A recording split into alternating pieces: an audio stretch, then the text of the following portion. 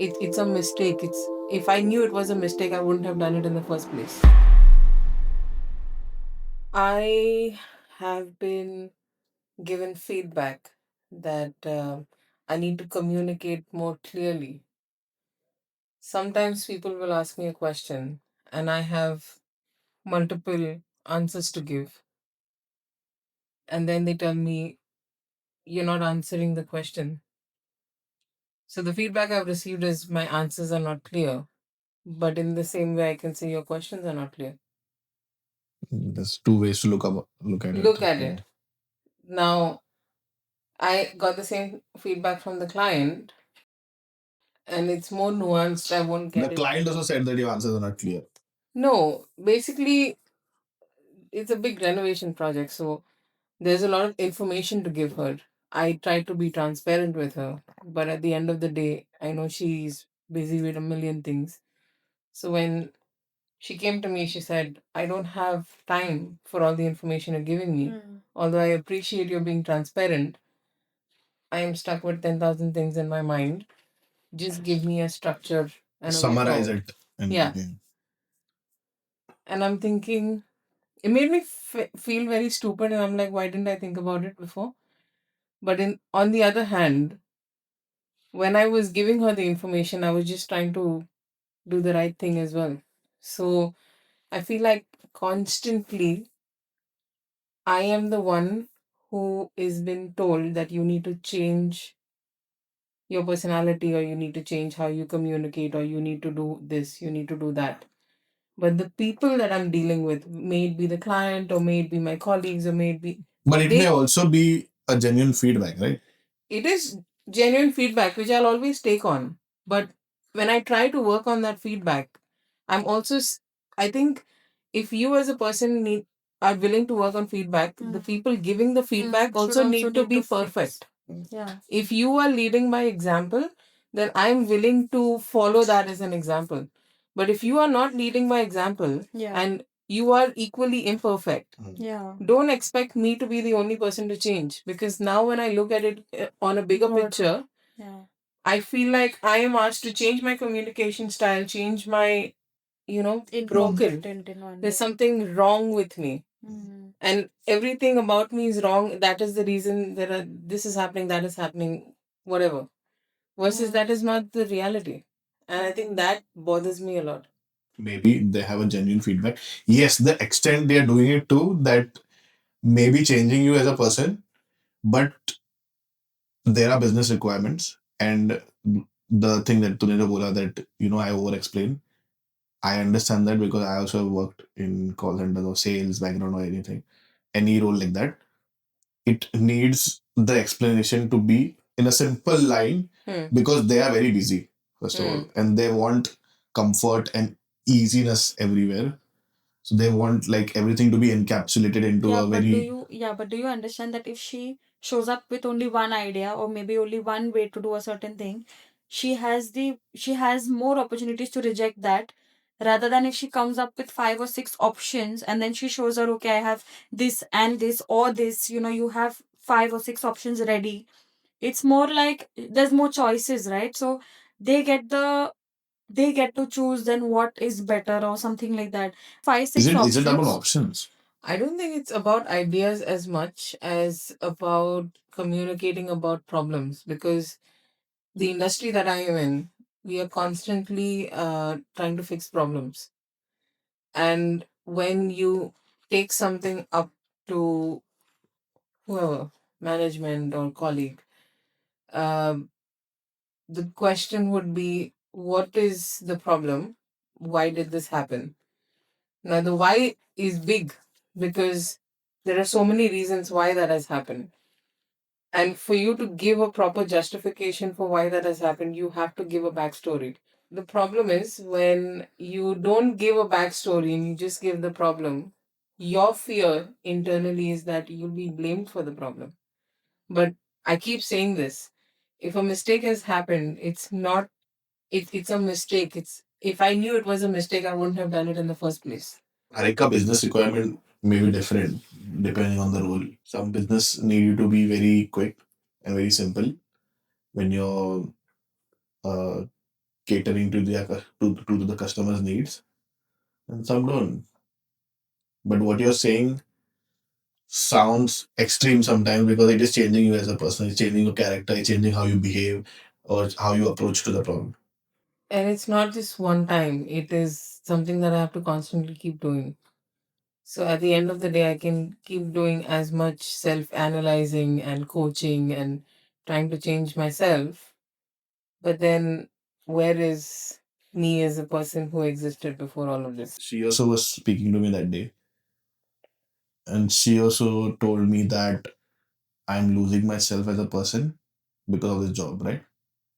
Yeah, I mean, it takes a lot of your personality or who you are away from you just so that you can show up in a particular way that the job demands you to be. And then I think in customer satisfaction or anything of that sort, you're just so focused on, okay, how can I do this better, that you tend to leave yourself behind in one way. And I think when you do it over years, it's like a constant conflict, like, is this better for me or is that better for me? Should this be in my professional life? Should this be in my personal life? And there's a lot of things that you adjust. Like according to your personality or your thoughts, it's not something that you want to do. But just because it fits in your job role, you just end up, oh, I should do The this or I job should do that. starts being the driving force in your life, while job is just a part of your life. Yeah. Your life is way more than just a job.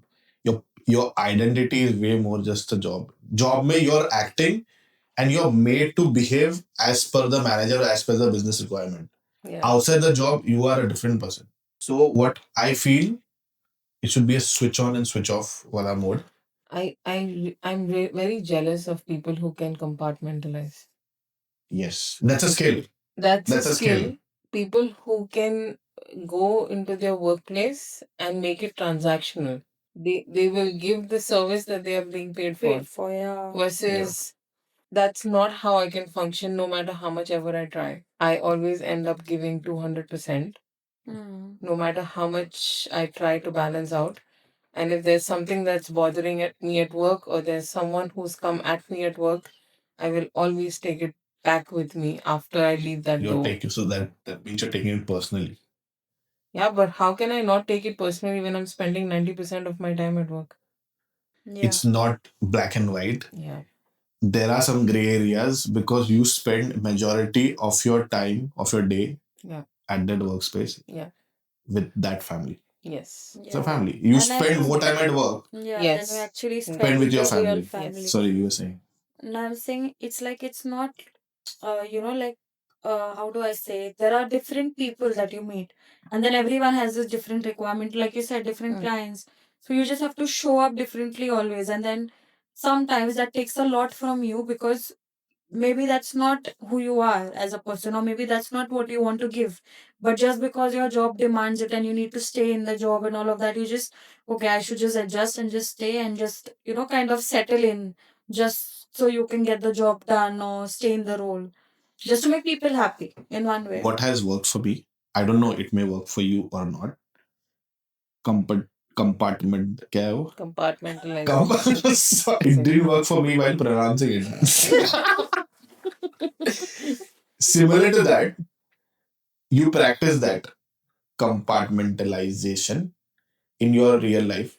For example, you have like a very bad argument with a partner, with your parents, or with anyone, and it is affecting you. But now you need to get into a very serious meeting at your work. Mm. You have to switch off that part of your brain and be like, no, I'm switching in to this role at my work. That person was at home. When I go back home, I will deal with that. And that has changed my life because that gets me serious at my job. Now the output is 100% because I can be this person that I was hired for and deliver that work. And then when I go home, I'm more calm down now because I was not thinking about that, what happened in that argument the whole day. So I can think more better what happened and approach towards a solution in a more better way. That's what worked for me. I don't, maybe it may not work for you because girls are more emotional. Me as an adult can fix them if I put my mind to it. But there is this part of me that's always feeling anxious or worried that it is not going to get fixed, and that is the inner child. I need to keep calming down the inner child and trying to tell the child, this is not your place, this is my place. What do you do to do that? To achieve that? Um, of late, I've just been trying to identify, am I functioning from a place of an adult or from a child? Yeah, Once but I've you just said identified that. it. But what do you do? Like, Yeah, but it's very Uh, hard to it's identify in a situation like where you are standing. It's very hard to say yeah. whether I'm a child or an adult because you don't really like you have to put aside all your thoughts and be like, okay, from where is this coming? Ideally, the only way to calm down the child is to assure the child that there's someone else in control. I didn't understand. Like you are safe with me. Yes. The reason the child is anxious is because the child has never got safety. So the child is worried. You need to keep telling the child that there is someone else in control. This is not your place to be. This just clicked a Calm very down. prominent memory in my childhood. Yeah. Whenever we used to go to play cricket, and the opposite team scored very well, Hmm. and everyone is out in my team. Hmm. I'm the only one on the pitch with my bat. That creates a very high pressure. Maybe I want like 6 runs only. एक छक्का मारा मैं जीत सकता हूँ. Hmm. But वो pressure भी है कि मैं out हो जाऊंगा. Now there are two types of people in the team. One will say you can do it. Like I trust you. जो कैसा खेलना है खेल. But I trust you और तू जीता सकता है अपने को. टेंशन मत ले खेल. The other group will be like अरे यार ये तो out हो जाएगा. We lost. They will already be like we lost, and they will already be sitting and be like, "Arey, chhod, next match खेलते. Next match we'll play well." When I got this first set of people who trusted me and say, "This guy is gonna make us win. Don't worry." Not over trusting, but you can do it. Like you can do it. I believe in you. That person or that group of people are putting that trust in you. Tension मत ले. I believe in you. तू कर देगा. आराम से खेल. मैंने notice किया है जितनी बार मेरे को वो ग्रुप ऑफ पीपल मिले हैं I have one and I have played very well so I think sometimes you need that you know You need that push. Actually, yeah this reminds the me trust. of this reminds me about a social experiment that I saw online, where there was a professional basketball player, and there was a person who has never played basketball in their life. You all I've, must have saw seen I've it. this. seen it. Yeah, I think I've seen it. Yeah. So there's a bunch of people who are asked to cheer for the person who has never played basketball. She was blindfolded, and she was asked to play. And they kept cheering every time she played, although she was not scoring anything. And they did the same thing with the professional person. And every time he scored, they just had to boo him. Oh, So they okay. kept Okay. booing him. Yeah. And then when the blindfolds were taken out, the one who was cheered, although she was not scoring anything, she started scoring. Versus the Yeah. professional player, he just kept failing the whole time. Being a professional also he failed because he was discouraged. He was not. But Yes. while he was scoring, they were Yes. just booing him. Yeah. And he did Yeah. not know. He thought he was not He was missing he was missing it. missing the But we all chase that, right? You do a good job. Yeah. You want your manager or your head or anyone to say, good job. Like, amazing work. If you're doing like your 100, 200%, and no one is even looking at you and even appreciating your work, you'll be like, why am I even doing it? You'll be sad the whole day, the whole week, just because of that. But why are we then why are we so dependent on validation? That's what it has become now. Like you if you work at a call center, your whole day revolves around feedback from the customer, ratings from the customer. One wrong customer gives you a very negative feedback. Your manager is going to take your class. Your team is going to look down on you because the whole team ka stats is deciding everything. It is bad, but you have to perform. So eventually it's all about the role switching, the comfort.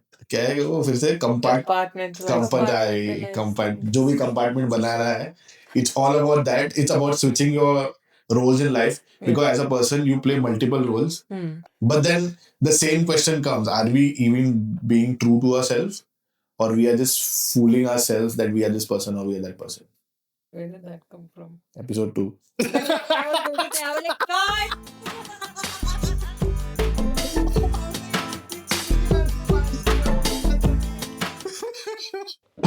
But it depends.